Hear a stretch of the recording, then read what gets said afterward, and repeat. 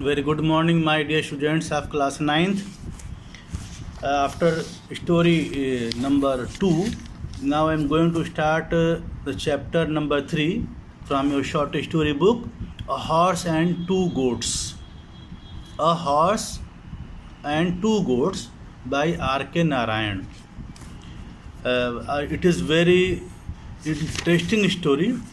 You please listen the story first of all very carefully, and after that you will study it in detail. So be ready to listen the story. The story A Horse and Two Goats is set in a tiny South Indian village. It was a small South Indian village named Kritam. Kritam. Kritam was the name of that small South Indian village. It depicts a picture of poverty. It tells the story picture of poverty in which the protagonist Muni lives.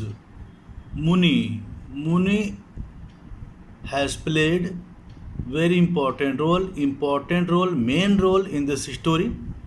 He is protagonist. He is very poor man. The story moves around Muni, the whole story. Of the 30 houses in the village, there were 30 houses in the village. Only one, the big house, is made of bricks. There was only one house which was made of bricks. Otherwise, all there were all huts, only huts made of bamboo and thatch, grass.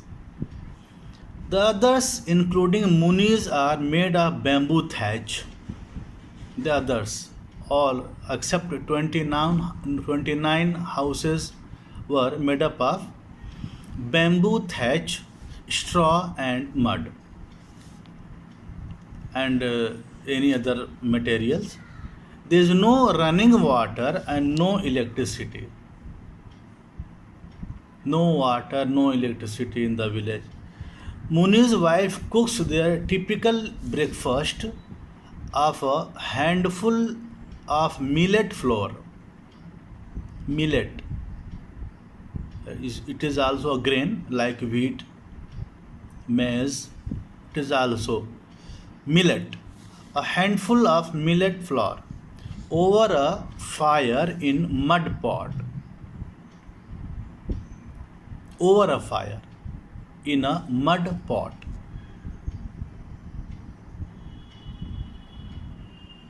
On this way, Muni has shaken down 6 drumsticks from drumstick tree. In front of his house, there was a tree named drumstick. Drumstick. Muni has shaken the tree and got 6 drumsticks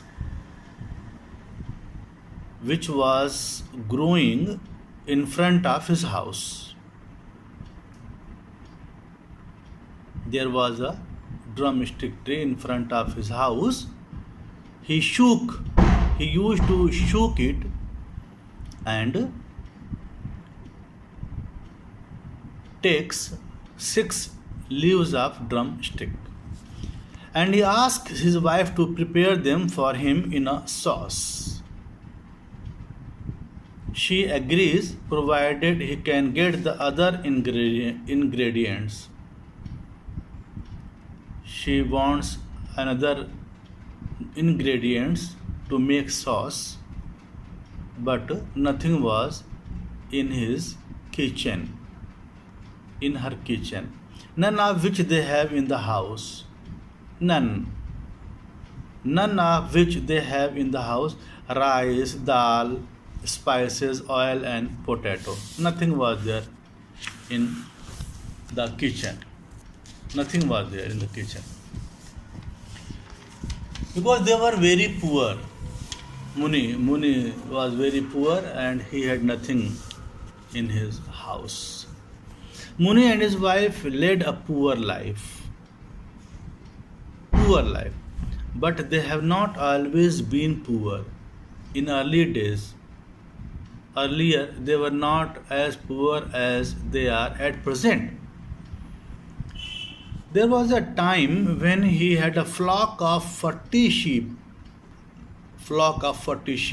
and goats. There was a time when he had a flock of 40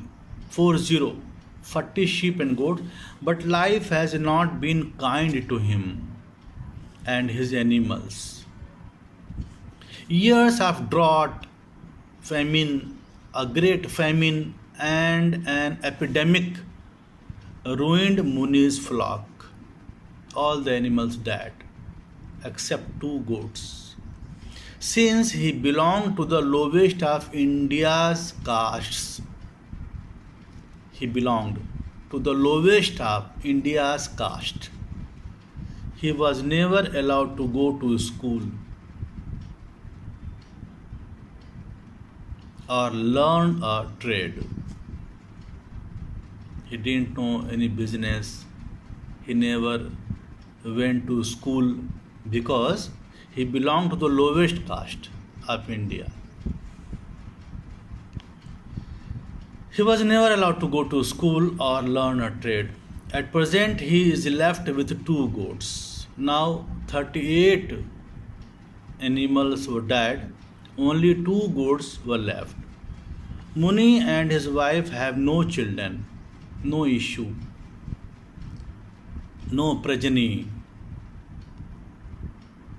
Their only income is from the odd jobs his wife does at the big house. There was a big house, in that village, made of cement bricks, pakka house that was. She used to go the odd jobs there. Muni has exhausted his credit at every shop. From every shop he has taken the grocery on credit. Now, when he goes to get the items his wife requires to cook the drumstick, he is insulted and sent away. As he had already taken groceries from the shop, so the shopkeeper has not given him any item which was required to make drumstick sauce. He was insulted and sent away. The shopkeeper insulted him and sent away.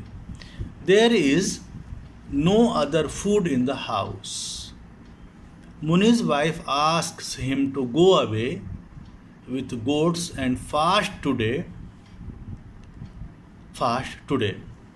Muni takes the goats to the usual spot, which is a few miles away.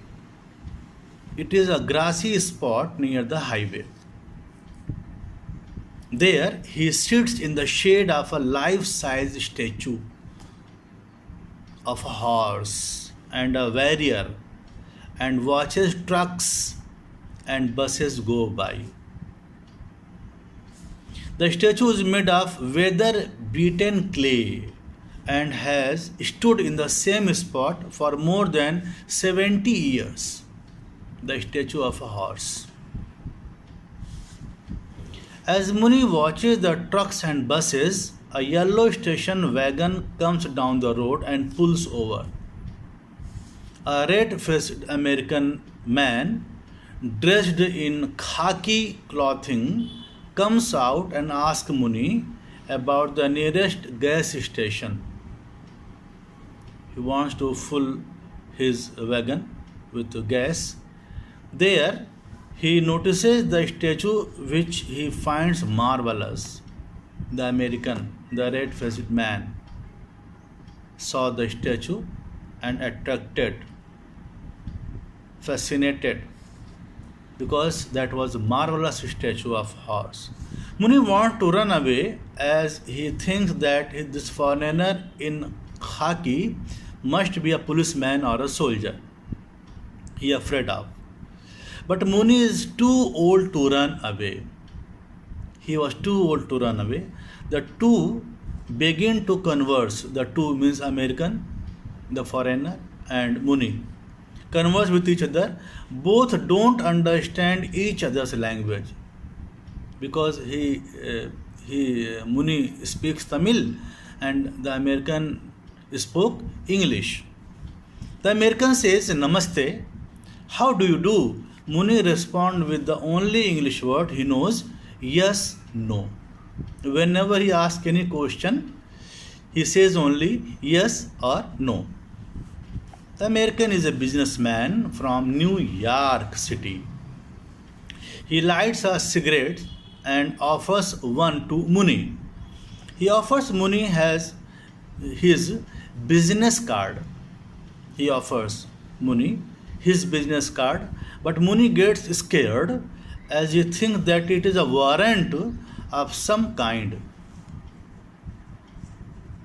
Warrant of some kind. Muni gives a long explanation of his innocence of whatever crime the man is investigating. The American asks questions about the horse statue which he would like to buy. The American wanted to buy the statue. While talking to Muni, he narrates a bad day at work when he had to work for 4 hours without elevators and electricity. He is unaware that Muni has to live this kind of life every day. He is unaware. He does not know that Muni has to live this kind of life every day. But now the American is convinced that Muni is the owner of the statue which he is determined to buy. He thought that Muni is the owner of this statue. Muni gives some information about the statue to the American that he had from his father and grandfather. I get a kick out of every word you utter, the American says. I get a kick out of every word you utter. It means I don't understand what you say. Though he does not understand Muni's language, he enjoys the words. Muni reminisces his impoverished childhood days. The American laughs heartily. Muni interprets the statue. This is our guardian at the end of Kal Yuga. This world and all other worlds will be destroyed, and the Redeemer will come in the shape of a horse. The American says, I assure you this will have the best home in USA. I will push away the bookcase. The TV may have to be shifted. I don't see how that can interfere with the party. We will stand around him and have our drinks.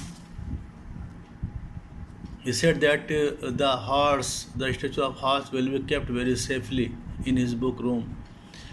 It is clear that even if the two had understood each other's words, they would not have understood each other's words. Finally, the American pushes 100 rupees into Muni's hand. This money is 20 times more than Muni's debt with the shopkeeper.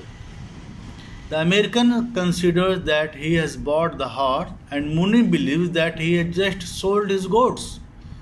There was misunderstanding. Muni goes home to give the money to his wife, while the American flags down a truck, gets help to break the horse off his pedestal, and drives away with his purchase. Muni's wife does not believe his story. Her suspicion is confirmed when the goats find their way home. At the end of the story, Muni's wife shrieks and says, "If you have thieved, the police will come tonight and break your bones. Don't involve me. I will go away to my parents." She thought that Muni has stolen the money from somewhere. But was the truth? The truth was that the American gave that money to Muni for the goats. And what happened, the story you will study in detail. Thank you very much, my student.